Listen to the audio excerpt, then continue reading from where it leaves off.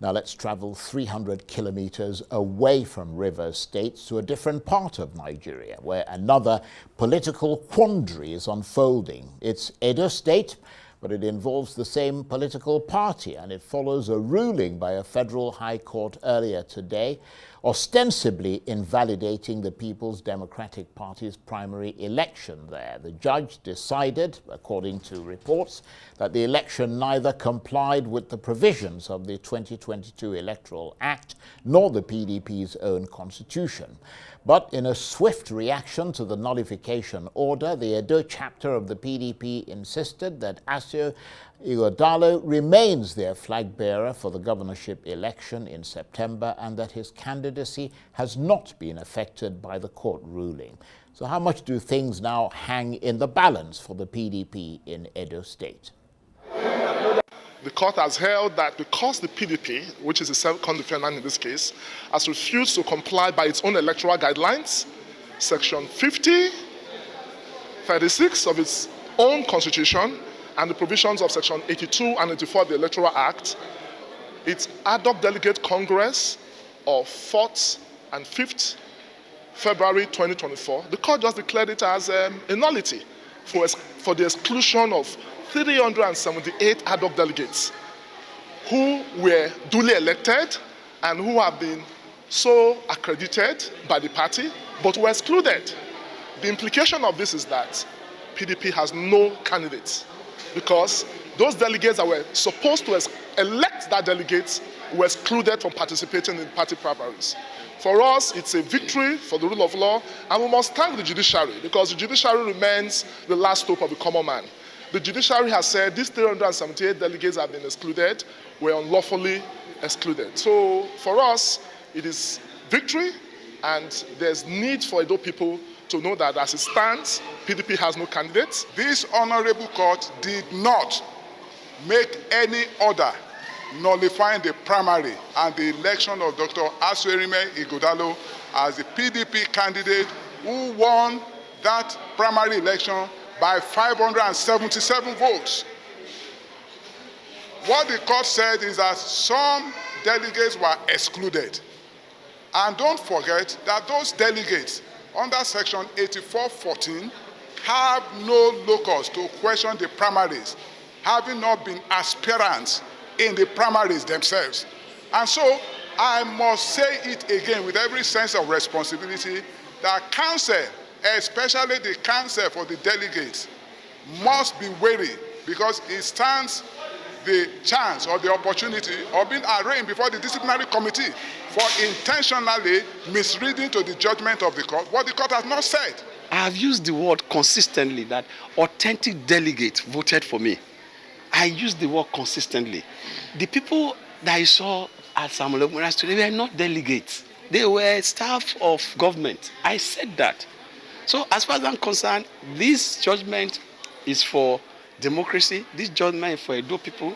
And Edo people should know that by the grace of God, together, we will take our government back from outsiders.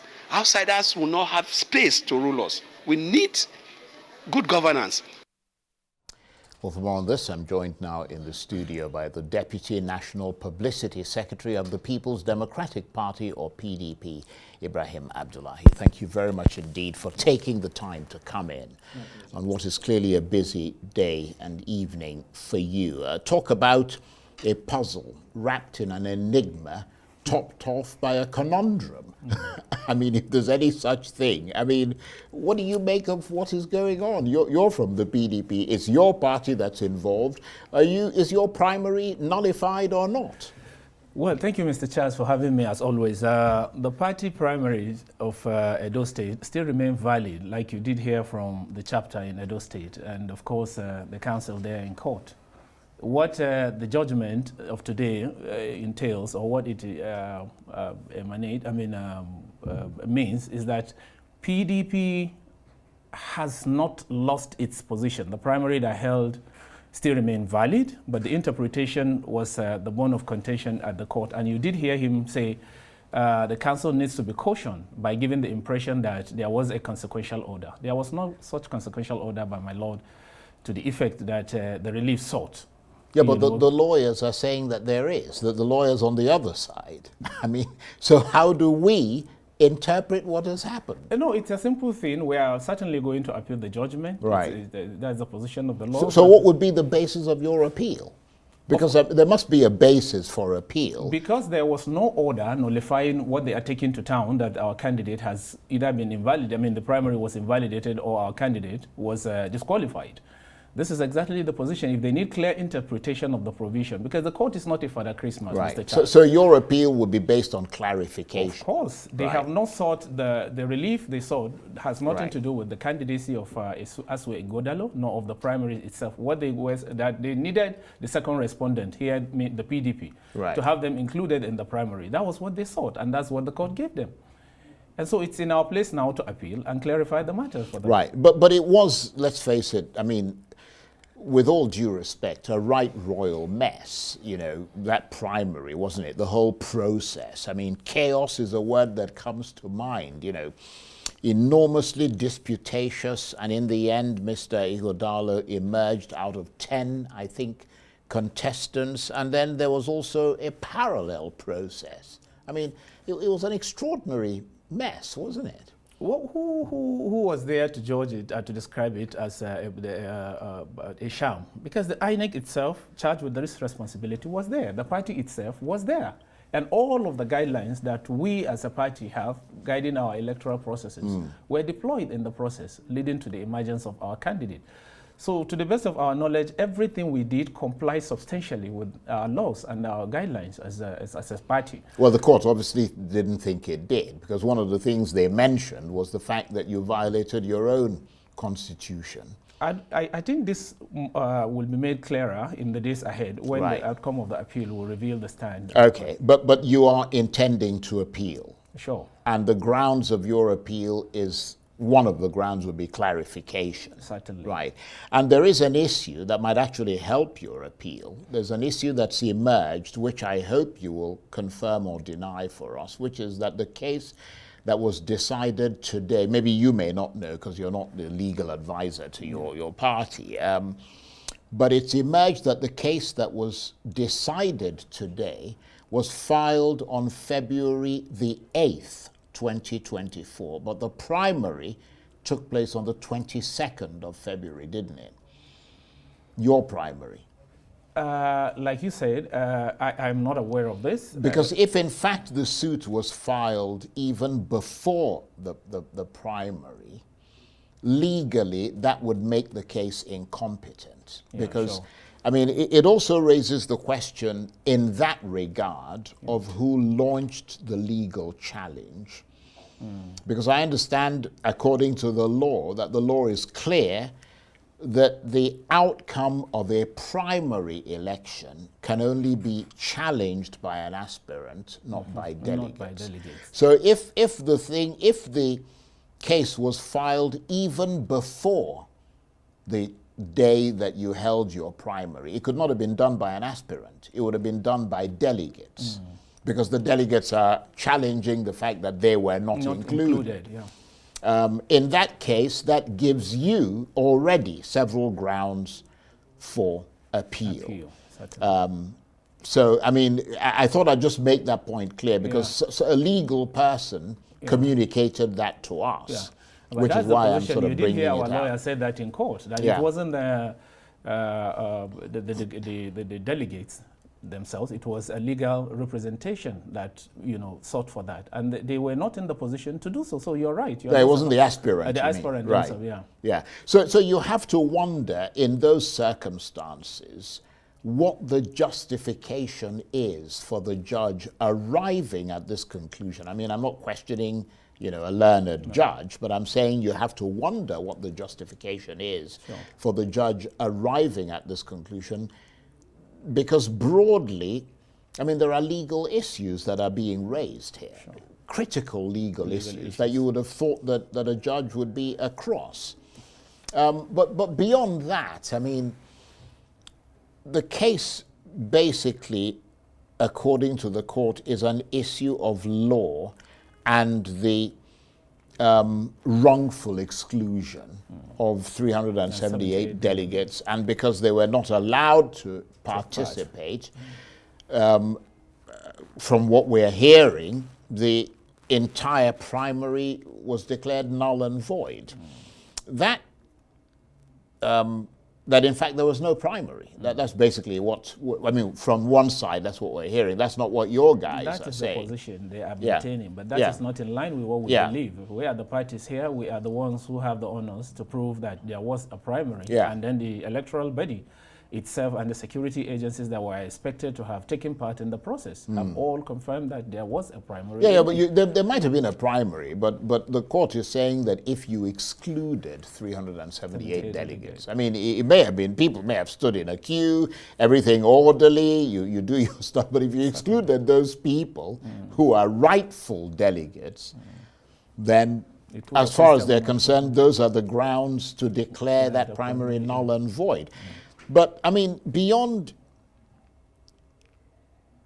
what we're talking about here, I mean, if that were to be the case, that in fact your primary has been declared null and void, how much of a disaster would that be for the PDP? We are undeterred to start with. We will not join words with them by accepting that it's declared null and void, because that wasn't the judgment today. There wasn't consequential order to say that the candidate was either disqualified or the process that brought him into office was what the judge, my lord, said was that the process itself shouldn't have been taken the way it took. And he didn't come out with an order, you know, which in law is referred to as consequential, to say that this is what you need to do therefrom. So it is in our place now to make these things. It's more of an academic exercise, if you ask me, for the party.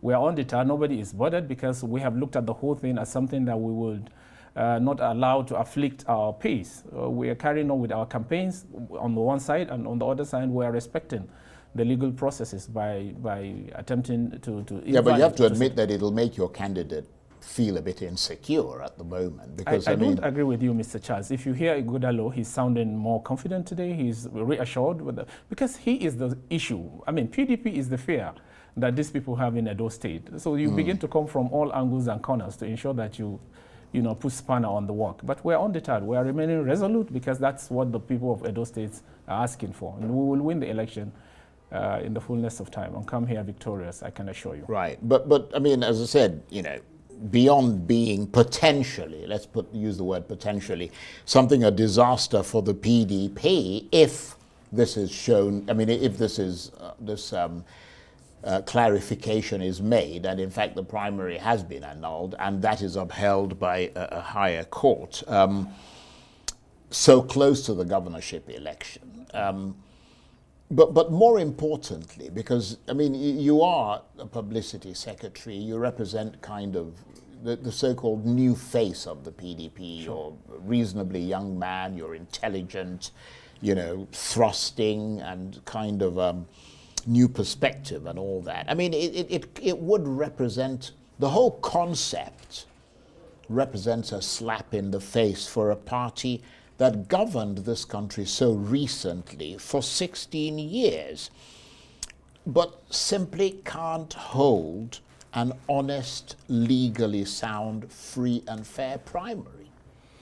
I mean, it raises questions, doesn't it? Yeah, it does, actually. But you've seen this is the case with the general atmosphere of democracy in Africa. It's not just in Nigeria. It's not even in PDP alone. In the whole political parties that we have in Nigeria, we are facing this problem. Primaries have always been issues. But that's not going to inspire a voter to support you. I mean, you see what I mean? If you're saying, well, we've run this country for 16 years, we had the opportunity to turn things around, and we couldn't even turn our own part. We can't even hold a primary. I mean, on what basis would you then go and say to people, well, give us a chance to govern this place again? The point I was making before...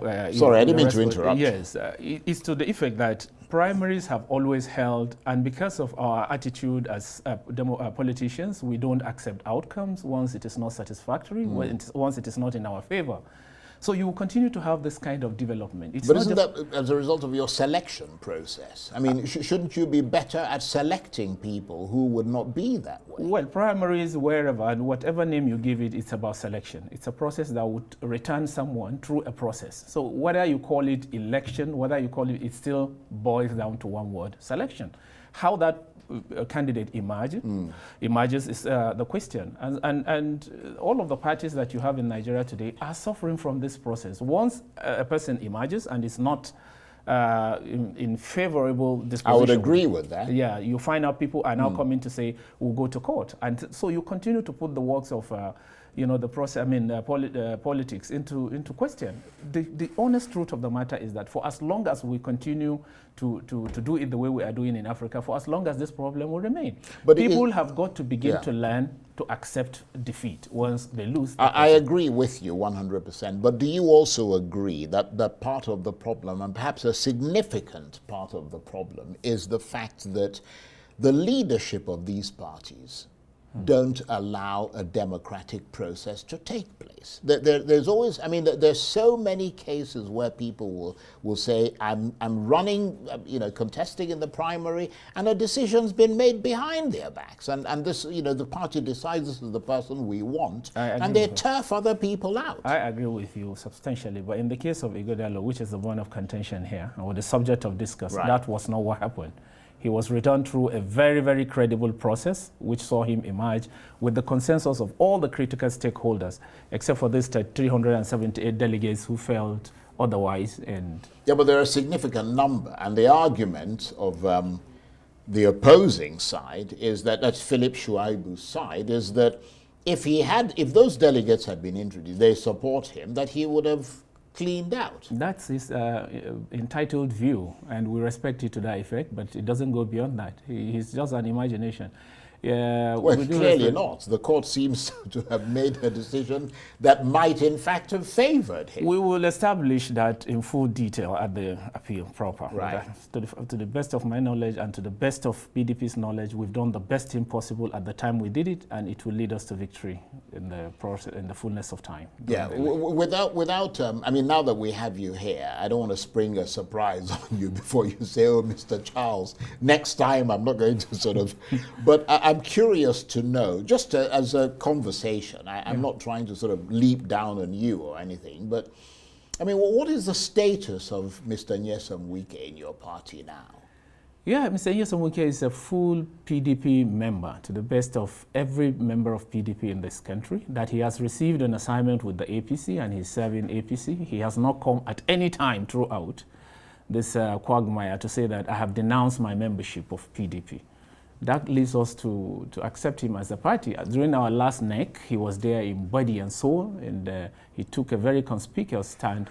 And he has continued to do things that tend to suggest to everybody, or doubting Thomases, that he's still a member of the PDP. And we have remained with him like that. Yeah, but he openly supported the candidate of another party during the last presidential election. Is that not an anti-party activity? Which very many people in PDP have done in 2023, and for which we have a committee that would sanction them. I did say that much here the last time I came. I said, we've established a committee headed by no less Tom Ikimi, the elder statesman, who is looking into all of those persons accused to have played a role in bringing the party down. So I think Wike will face that committee in the fullness of time, and then he will explain his involvement in this activity he's alleged to have done. Well, I'm glad you explained that, and please don't think I decided to spring that on you. I'm fine with it. Good, I'm glad to hear that. And I really appreciate your coming in, because I know you had to battle the rain and all the rest of it to get here. So thank you very much indeed. Ibrahim Abdullahi is the Deputy National Publicity Secretary of the main opposition People's Democratic Party. Thank you very much indeed. My pleasure, always. That's it for this edition of Arise Prime Time. Join us again tomorrow from me and the entire team here in Abuja. Bye-bye, and thank you for watching. And Port Harcourt, of course, thank you for watching.